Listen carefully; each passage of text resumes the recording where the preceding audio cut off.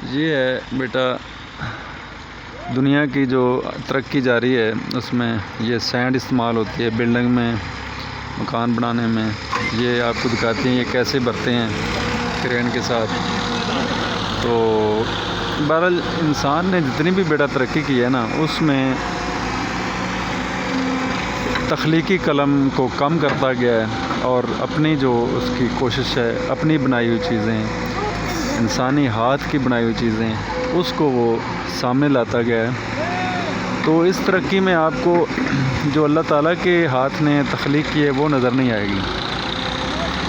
جیسے اونٹ سے لے کر مرغی تک، اونٹ، گائے، بکرا، دمبا، مرغی یہ حلال جانور ہیں، اور اس کے برعکس جو حرام جانور ہیں، ہاتھی سے لے کر گدھ تک، ہاتھی، گینڈا، سور، کتا اور گدھ، یہ ہیں بندر کا نظام۔ یہ دونوں نظام دنیا میں اللہ تعالیٰ نے بنائے ہیں تاکہ ہم پہچان رکھیں حق و باطل کی، اور ہمیں محمد، علی، فاطمہ، حسن، حسین یاد آتے رہیں، اور ان کے دشمنوں سے نفرت ہوتی رہے۔ بہرحال انسان نے جو ترقی کی ہے اس میں یہ تخلیقی نظام بالکل بھی نہیں ہے، جس کی وجہ سے ترقی ہوتی گئی اور انسان اہل بیت سے دور ہوتا گیا۔ یہ جو نظام ہے انسان کا بنایا ہوا ہے، اس میں دیکھیں آپ مشینری نظر آ رہی ہے، ٹرالی ٹریکٹر نظر آ رہا ہے، اس میں اللہ تعالیٰ کی قلم بالکل نظر نہیں آ رہی۔ اس میں جنت کا جو راستہ ہے، جنت کی جو تیاری ہے، روحانیت جو ہے وہ دیکھو بالکل بھی نہیں نظر آ رہی۔ اللہ تعالیٰ کی قدرت سے انسان تحریر قرآن کی 30 پاروں کی تحریر سے تخلیق تک پہنچے، تخلیق سے پھر آخرت جنت تک پہنچ جائے، آسمانوں کی طرف، وہ ہے کامل طریقہ، وہ ہے اللہ کی تخلیق۔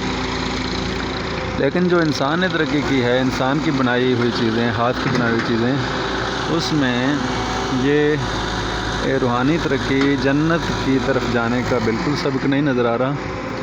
یہ بہت نقصان ہے ہمارا انسانیت کا، یہ پورا نہیں ہو سکتا۔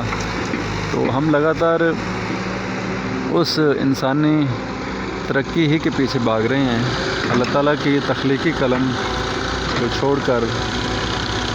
جب ہم نے تخلیقی قلم کو کم کر دیا شہروں میں، تو بیٹا یہ بالکل نظر نہیں آتی اللہ تعالیٰ کی تخلیقی قلم، اللہ تعالیٰ کی قدرت کی چیزیں بنائی ہوئی جو تخلیق ہوئی ہیں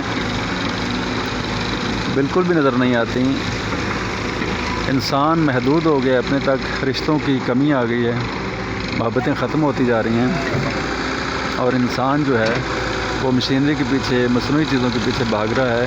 جو اب بچے پیدا ہو رہے ہیں ان کو نہیں پتہ کہ اونٹ کیا ہے، گائے کیا ہے، بکری کیا ہے، دمبا کیا ہے، صرف وہ ڈبے والا دودھ پیتے ہیں، اور حرام جانور بھی انہیں بالکل مانوسیت نہیں ہے، نظر نہیں آتے تاکہ ان سے نفرت ہو۔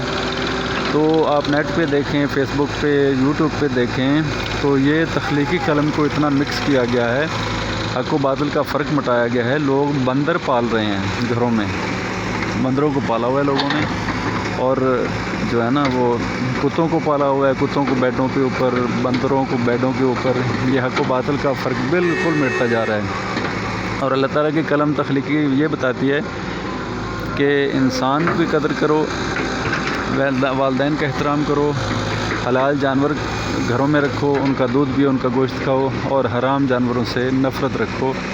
یہ دو طرفہ جو اللہ کی تخلیق ہے حق و باطل کی، اس کا فرق ہمیں آئے گا تو پھر ہم جنت میں جانے والے بن جائیں گے۔ بہرحال افسوس ہے کہ ہم اس قدرتی تخلیق سے دور ہوتے جا رہے ہیں۔